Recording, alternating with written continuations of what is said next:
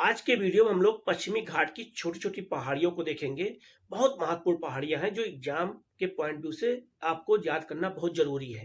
तो इन पहाड़ियों को हम लोग उत्तर से दक्षिण के क्रम में याद करेंगे। ठीक है? आगे बढ़ते हैं हम लोग। देखा जाए तो राजपीपला की पहाड़ी गुजरात में याद रखिएगा। इसके बाद यहाँ गल्ला पहाड़ी लिखा हुआ है, ये भी पश्चिमी घाट का हिस्सा, ये भी आप याद रखिएगा, गुजरात और महाराष्ट्र दोनों में है। फिर सतमाला पहाड़ियाँ हैं, ये भी पश्चिमी घाट का हिस्सा, ये भी महाराष्ट्र और गुजरात दोनों में है। इसके बाद याद रखिएगा यहाँ कालसू बाई पर्वतमाला लिखा हुआ है, ये भी बहुत महत्वपूर्ण है, ये भी याद रखिएगा, ये आपका महाराष्ट्र में है। फिर हरिश्चंद्र पर्वतमाला, ये भी याद रखिएगा, ये भी पश्चिमी घाट का हिस्सा, ये भी महाराष्ट्र में है।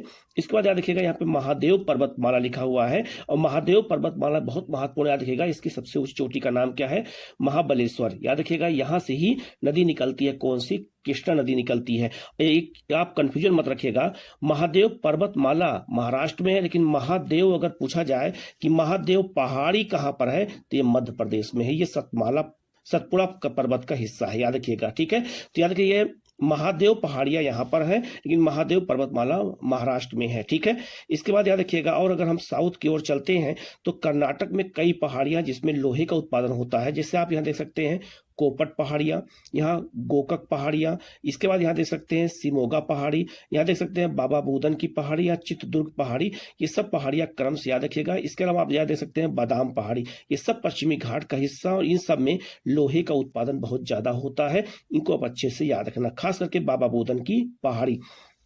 और साउथ में अगर हम चलते हैं तो यहाँ लिखा है आपका नीलगिरी पहाड़ियाँ। नीलगिरी पहाड़ी 3 राज्य में है, कर्नाटक में, तमिलनाडु में और केरल में। ठीक है, ये बहुत महत्वपूर्ण है। इसके बाद आप याद रखिएगा, जो है नीलगिरी पहाड़ी के और साउथ में जाएंगे तो यहाँ पे पालघाट दर्रा लिखा हुआ है। ठीक है, तो पालघाट दर्रा याद रखिएगा किससे किसके बीच में है, तो अन्नामलाई पहाड़ी और आपका नीलगिरी पहाड़ी के बीच में पालघाट दर्रा, और यहीं से भारतीय मानसून 2 भागों में बढ़ता है और नीलगिरी पहाड़ी से ही टकराता है। ठीक है, तो याद रखिएगा ये बहुत महत्वपूर्ण है, अन्नामलाई पहाड़ी। और याद रखना इसके और साउथ में जाएंगे तो यहाँ पे आप देख सकते हैं, यहाँ लिखा है जो है कार्डमम पहाड़ियाँ, इसे हम इलायची पहाड़ी कहते हैं। तो याद रखना इलायची पहाड़ी और कार्डमम पहाड़ी, याद रखिएगा एक ही नाम है। ठीक है, और कार्डमम पहाड़ी और अन्नामलाई के बीच में याद रखिएगा यहाँ सेनकोट्टई दर्रा है, ये बहुत महत्वपूर्ण है। तो इन पहाड़ियों के क्रम को याद रखिएगा, ये सब पश्चिमी घाट की पहाड़ियां हैं जो बहुत छोटे छोटे नामों से ये जानी जाती हैं, क्योंकि ये सब क्वेश्चन एग्जाम में पूछा जाता है। जैसे गोकक पहाड़ी के बारे में पूछा गया है कई बार एग्जाम में। ठीक है, तो इन पहाड़ियों को बहुत अच्छे से याद रखिएगा,